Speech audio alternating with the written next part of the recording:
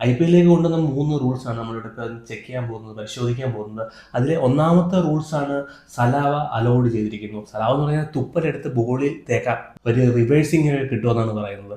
20 over മാച്ചിൽ എവിടെ reversing കിട്ടുമെന്നുള്ള കാര്യത്തിലാണ് സംശയം. 20 ഓവറിൽ അടിയായിരിക്കും. അതിൻ്റെ ഇടയ്ക്ക് എവിടെയാണ് ഈ റിവേഴ്സിങ് ഒക്കെ ചെയ്യാൻ പറ്റുന്ന കാര്യത്തിൽ അറിയില്ല. കൊറോണ സ്പ്ലിറ്റ് ആകും പകരുമെന്നൊക്കെ പറഞ്ഞുകൊണ്ട് എടുത്തു കളഞ്ഞ ഒരു റൂൾസാണ്. എന്തായാലും ഇപ്പോൾ കൊറോണയൊക്കെ പോയി ആ റൂൾസ് തിരിച്ചു കൊണ്ടുവന്ന്. എന്നാൽ പരിശോധിക്കുവാണെങ്കിൽ തുപ്പലെടുത്ത് ബോളിൽ പെരട്ടി ഷൈൻ ഉണ്ടാക്കുക എന്ന് പറഞ്ഞ ഒരു നല്ല പരിപാടിയാണോ എന്ന് ചോദിച്ചാൽ ഞാൻ പറയാം നല്ലൊരു പരിപാടിയല്ല. ഇത്രയും വലിയ റിച്ചസ്റ്റ് ക്രിക്കറ്റ് ബോർഡൊക്കെ ആയിട്ട് ഒരു വാസ്ലിനോ അതിന് പറ്റിയ എന്തെങ്കിലും ഒരു ക്രീം അലോ ചെയ്യുക, കുങ്കുര ബോളിൽ പെരട്ടുകയോ അത് ഷൈൻ ചെയ്യുകയോ റിവേഴ്സിങ് ചെയ്യുകയോ എന്ത് വേണമെങ്കിലും ചെയ്യാം. പിന്നെ തുപ്പൽ കൊണ്ടുവന്ന് അത് തേക്കുക, പാൻറ് തേച്ച് വെക്കുക, ആ കൈ കൊണ്ട് പോയി ഷേക്ക് ഹാൻഡ് കൊടുക്കുക, അതുകൊണ്ട് പോയി ഹൈ ഫൈവ് കൊടുക്കുക, പിന്നെ ആൾക്കാരെ കെട്ടിപ്പിടിക്കുക, നോക്കുമെങ്കിൽ നല്ലൊരു പരിപാടിയല്ല.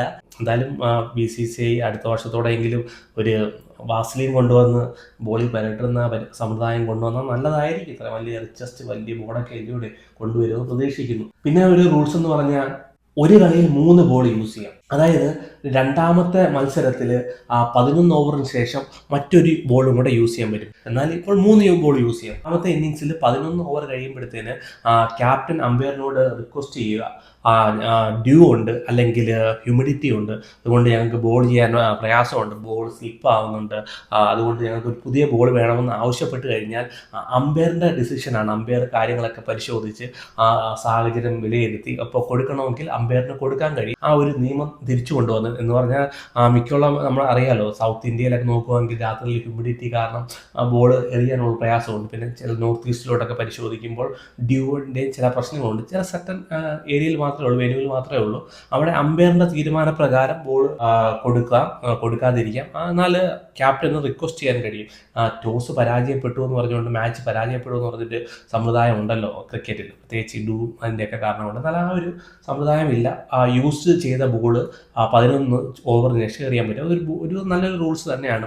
ബോളർക്ക് ഒരു ഗ്രിപ്പൊക്കെ കിട്ടാനും ഒരു മാച്ചിലേക്ക് ടീമിന് തിരിച്ചു വരാനുമുള്ള ചാൻസ് കൂടുതലായിട്ടുണ്ട്. അത് നല്ലൊരു റൂൾസ് തന്നെയാണ്. പിന്നെ ഒരു റൂൾസ് എന്ന് പറഞ്ഞാൽ സ്ലോ ഓവർ റേറ്റിൻ്റെ ക്യാപ്റ്റനെ ഒരു മത്സരത്തിൽ നിന്ന് ബാൻ ചെയ്യുന്ന പരിപാടി മാറ്റിയിട്ട് ടീമിന് ഡീമെറിറ്റ് പോയിന്റും ഫീൽഡ് റിസ്ട്രിക്ഷനും കൊണ്ടുവന്നു. ഹാർദിക് പാണ്ഡ്യ എന്നൊരു ക്യാപ്റ്റൻ എന്തായാലും 2025 ഫസ്റ്റ് മത്സരം നഷ്ടപ്പെടും. അങ്ങനെയൊക്കെ നോക്കിയപ്പോൾ വിലയിരുത്തിയപ്പോൾ വലിയ ടൂർണമെൻ്റ് ആണ്. ഇതുപോലെയുള്ള ഇമ്പോർട്ടൻറ്റ് പ്ലെയറൊക്കെ പുറത്തു പോയി കഴിഞ്ഞാൽ അത് ഫിനാൻഷ്യലി ഒക്കെ ടീമിനെ ബാധിക്കാം. അതുകൊണ്ടായിരിക്കാം ഈ തീരുമാനം എടുത്തത്. എന്തായാലും ICCയുടെ അതേ നിയമം തന്നെ ഇവർ ഫോളോ അപ്പ് ചെയ്യുന്നത്, ഡീമെറിറ്റ് പോയിന്റും ഫീൽഡ് റിസ്ട്രിക്ഷനും. അതായത് ബൗണ്ടറിയിൽ 5 പേരെന്നുള്ളൂ, 4 പേരെ നിർത്താൻ പറ്റത്തുള്ളൂ. ആ ഒരു സമ്പ്രദായത്തിലേക്ക് കൊണ്ടുവന്നു. ഇനി 2025 എന്തായാലും ക്യാപ്റ്റനെ ഒരു മത്സരത്തിൽ നിന്ന് വിലക്കുന്ന ആ സമ്പ്രദായം എടുത്തു കളഞ്ഞിരിക്കുന്നു. പക്ഷേ എന്നാൽ ഹാർദിക് പാണ്ഡ്യയ്ക്ക് ഫസ്റ്റ് മത്സരം നഷ്ടമാവും. പിന്നെ നോക്കുമെങ്കിൽ ഒരു ക്യാപ്റ്റന്റെ അപ്ഡേറ്റ് ആണ്. നമ്മുടെ മലയാളിയായ സഞ്ജു സാംസന്റെ 3 മത്സരം നഷ്ടപ്പെടും. റയാൻ പരാഗ് ആയിരിക്കും 3 മത്സരങ്ങളിൽ രാജസ്ഥാനെ നയിക്കുക എന്നാണ് പറയപ്പെടുന്നത്. സഞ്ജു സാംസൺ ഇമ്പാക്ട് പ്ലെയർ ആയിട്ട് വന്ന് ബാറ്റ് ചെയ്യും, മടങ്ങിപ്പോവും. ജുറയിലായിരിക്കും കീപ്പറായിട്ട് തുടരുക.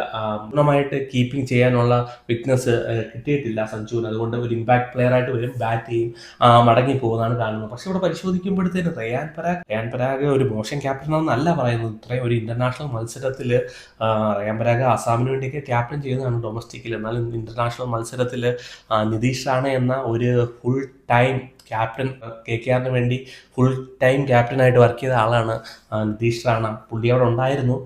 എന്നാൽ പുള്ളിയിലേക്ക് പോകാതെ റയാൻ പരാഗിലോട്ട് വന്നു. പിന്നെ അവരുടെ ടീം പരിശോധിക്കുമ്പോൾ സീനിയർ ആയിട്ടുള്ള പ്ലേയേഴ്സിനൊന്നും കാണാനില്ല. ജോസ് ബട്ട്ലർ ഉണ്ടായിരുന്നു, എന്നാൽ പുള്ളി ഇപ്പം ടീമിനൊപ്പം ഇല്ല. പിന്നെ നോക്കും ജഷ്വാൾ, ജുറൈൽ അങ്ങനെയുള്ള പ്ലേയേഴ്സൊക്കെ ഉള്ളൂ ടീമിൽ. നമ്മൾ ഡൽഹിയിലെ ക്യാപ്റ്റൻ്റെ കണ്ടായിരുന്നു. ഡൽഹിയിൽ അക്ഷർ പട്ടേലിനെ അവർ ക്യാപ്റ്റനാക്കി. പിന്നെ ഒരു ഓപ്ഷൻ എന്ന് പറഞ്ഞാൽ ഡുപ്ലസി ഉണ്ടായിരുന്നു. പിന്നെ ഒരു ഓപ്ഷൻ ആണെങ്കിൽ KL രാഹുൽ ഉണ്ടായിരുന്നു. പക്ഷെ ഇവരെ പരിശോധിക്കുമ്പോൾ അങ്ങനെ ഒരു സീനിയർ ആയിട്ടുള്ള പ്ലെയറിനെ ഒന്നും കാണുന്നില്ല. എന്തായാലും അറിയില്ല. റയാൻ പരാഗ് 3 മത്സരമെങ്കിൽ 3 മത്സരം നല്ലൊരു ക്യാപ്റ്റൻസി കാഴ്ചവെക്കട്ടെ. അതൊക്കെ തന്നെയാണ് പുതിയ അപ്ഡേറ്റുകൾ.